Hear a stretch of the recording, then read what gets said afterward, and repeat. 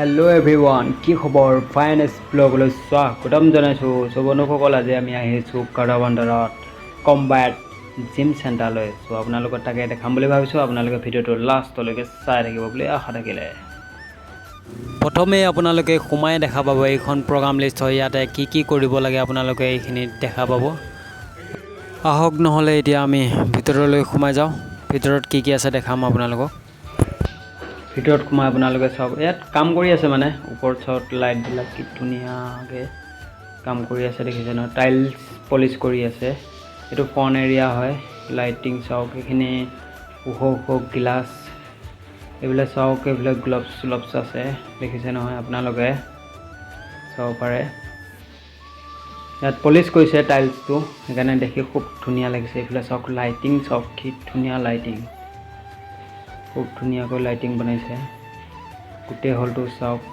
এইবিলাক চাব পাৰে আপোনালোকে ইয়াত সব পিকচাৰকেইটা আপোনালোকে চিনি পাইছে কোন বাৰু কমেন্ট কৰি জনাব ওপৰত লাইট সব গোটেই এৰিয়াটো চাই কেনেকুৱা লাগিছে কমেন্ট কৰি জনাব এফালে পাছালে এফালে গোটেই গ্লাছ এফালে ইয়াতে গ্লাভছ পানী বটল কিবা কিবি ৰাখিব পাৰে ইয়াতে এটা বক্স কেটা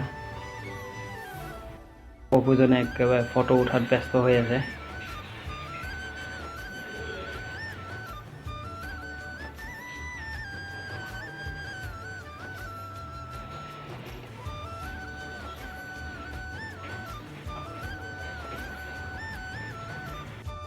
তলত আপোনালোকে দেখিছে নহয় কিউ ৰঙৰ